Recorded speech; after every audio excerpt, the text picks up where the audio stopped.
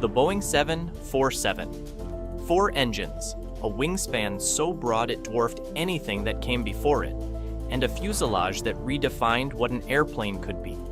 And at the very front, that unmistakable hump, a curious shape that turned an already enormous machine into a legend. You can see it from almost anywhere on the airport ramp. That raised forehead, arching above the nose, announcing itself proudly as the queen of the skies.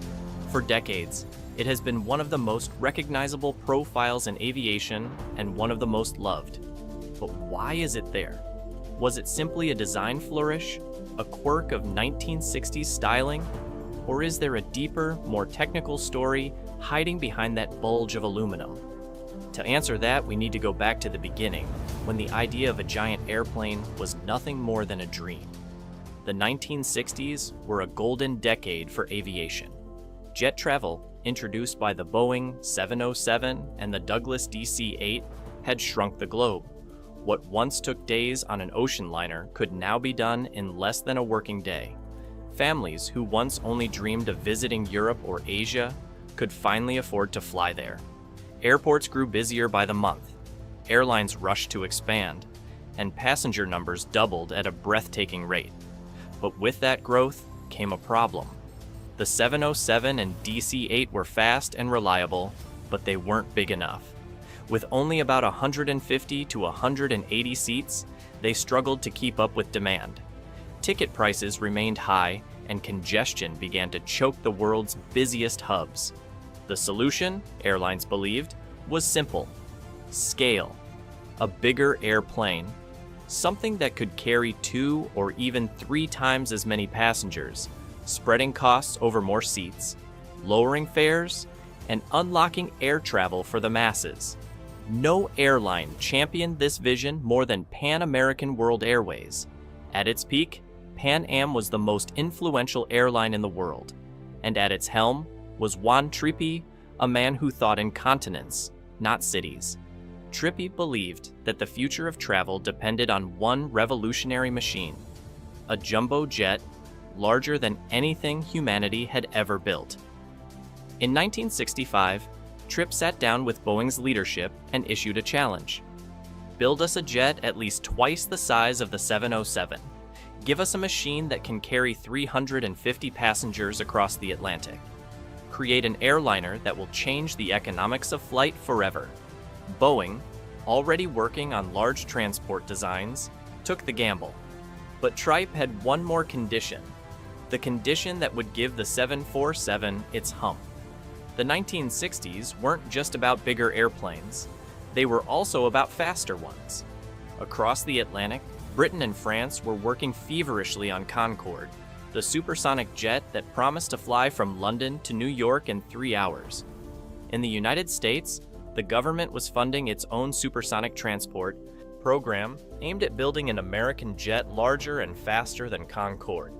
Many experts believed that subsonic planes, no matter how large, would quickly become obsolete. Who would want to fly 7 hours when you could fly 3? Trippe, ever cautious, told Boeing that if they were going to build him a jumbo jet, it had to have a backup plan. If supersonic transports took over the passenger market, the airplane should be easily converted into a freighter. It had to make money hauling cargo, even if it lost passengers. That single request created one of the most distinctive shapes in aviation. Because if the 747 was to be a serious freighter, it needed to carry outsized cargo, containers, vehicles, even aircraft parts.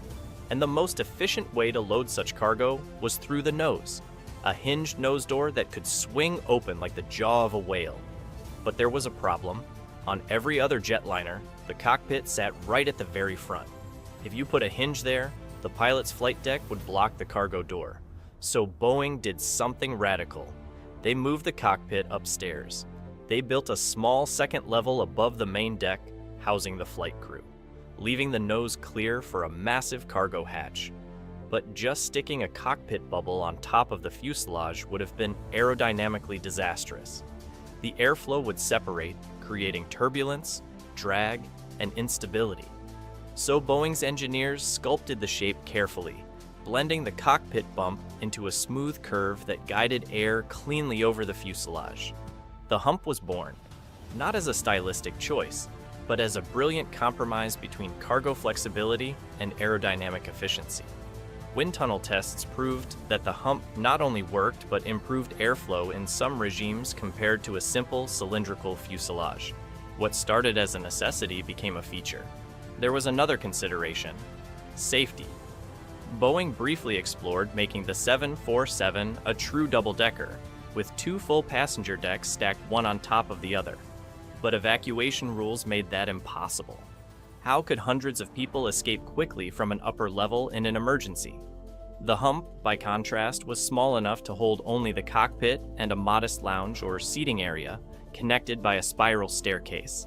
It satisfied safety regulators while still providing the iconic raised cockpit. But building the 747 wasn't easy. It was the largest airplane the world had ever seen.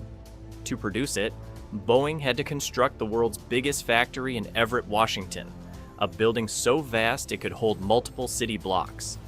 Inside, a team of engineers, later nicknamed the Incredibles, tackled problems that had no precedent. The engines alone were a marvel. Boeing partnered with Pratt & Whitney to create the JT9D, the first high-bypass turbofan engine ever used on a commercial aircraft. It was revolutionary, providing the thrust of 40,000 pounds each, while burning less fuel than earlier turbojets. But the development was fraught with setbacks. Early fan blades cracked during testing. Entire engine housings had to be redesigned. At one point, the program was close to collapse. Meanwhile, Boeing was borrowing money at a terrifying rate. More than $1 billion went into the project, the largest corporate gamble of its time. If the 747 failed, Boeing itself might cease to exist. Some executives even whispered that the hump-headed giant was a mistake, but the gamble paid off. The prototype rolled out in September 1968, and the first flight took place in February 1969. Crowds gathered at airports to watch the enormous aircraft, nicknamed the Queen of the Skies, take to the air. When Pan Am put the 747 into service in January 1970, the world changed overnight. For the first time, more than 400 passengers could be carried on a single flight. Fares dropped, international travel boomed, and the 747 became the symbol of a new age. At first, the hump was modest. The 747-100 carried the cockpit and a small lounge upstairs. Depending on the airline, this might be a cocktail bar, a smoking lounge, or a handful of luxury seats. Pan Am turned it into an exclusive Clipper-class space. Other carriers like Qantas and Lufthansa installed bars and even upright pianos. The spiral staircase leading to the lounge gave the aircraft the feeling of a flying cruise ship. Passengers felt like they were stepping into another world. The 747. 200 followed, with more powerful engines and longer range. The hump remained the same, but the aircraft reached farther across the globe. For the first time, middle-class families could afford international tickets. Tourism soared. The 747 wasn't just a machine. It was a cultural phenomenon. In 1976, Boeing introduced the 747 SP, the Special Performance Model. With a shortened fuselage but increased range, it was designed for ultra-long flights like New York to the Middle East or Los Angeles to Sydney. Because the body was shorter, the hump looked oversized, almost comical, like a bird with a large forehead. Only about 40 were built, but the SP demonstrated how flexible the design could be. The real transformation came in the early 1980s with the 747-300. For the first time, the hump was stretched significantly farther back, turning it into a true second passenger cabin. Instead of a lounge, airlines could now install dozens of premium seats upstairs. For many carriers, this became their flagship first-class space. Flying in the hump was no longer just a novelty. It was a mark of prestige. The 747-400, launched in 1989, perfected the design. With winglets, advanced digital avionics, and more efficient General Electric and Rolls-Royce engine options, it became the definitive jumbo jet. Its stretched hump was smoother, longer, and seamlessly integrated into the fuselage. For millions of passengers, this was the classic Queen of the Skies, the version that comes to mind when they hear 747. And finally, in the 2010s, Boeing introduced the 747-8. With a fuselage so long it became the largest passenger plane ever built, the hump was extended again into a sleek, modern curve that looked futuristic, even 50 years after the original design. But the hump wasn't only about passengers. Its unique shape allowed the 747 to take on roles no other airplane could. Air Force One, the VC-25, based on the 747-200, carries the President of the United States, complete with secure communications and living quarters upstairs. NASA used modified 747s as shuttle carrier aircraft, piggybacking space shuttles across the country. One 747 SP was transformed into the Sofia Airborne Observatory, carrying a 2.7-meter infrared telescope in its fuselage. And countless freighter versions, from the 747-200F to the 747 Dreamlifter, used the nose door made possible by the hump to carry helicopters, tanks, satellites, and even sections of other airplanes. The hump began as a compromise, but it became a superpower. Of course, it came with costs. The structure added weight, it required reinforcement, and it created slightly more drag than a clean fuselage would have. But the trade-off was worth it. The hump gave the 747 unmatched versatility, aerodynamic stability, and a silhouette that captured imaginations everywhere. By the 2000s, however, the world had changed. New twin-engine wide-bodies like the Boeing 777, the Boeing 787 Dreamliner, and the Airbus A350 could do nearly everything the 747 could, but at far lower operating costs. Airlines turned away from four-engine giants. Orders slowed to a trickle. By 2017, the last new passenger 747 had been delivered. Freighter versions continued, but even those were eventually replaced by more efficient designs. In January 2023, Boeing delivered the final 747, marking the end of more than 50 years of production. An era had ended. And yet, the hump lives on in our imagination. No other airliner looks quite like it.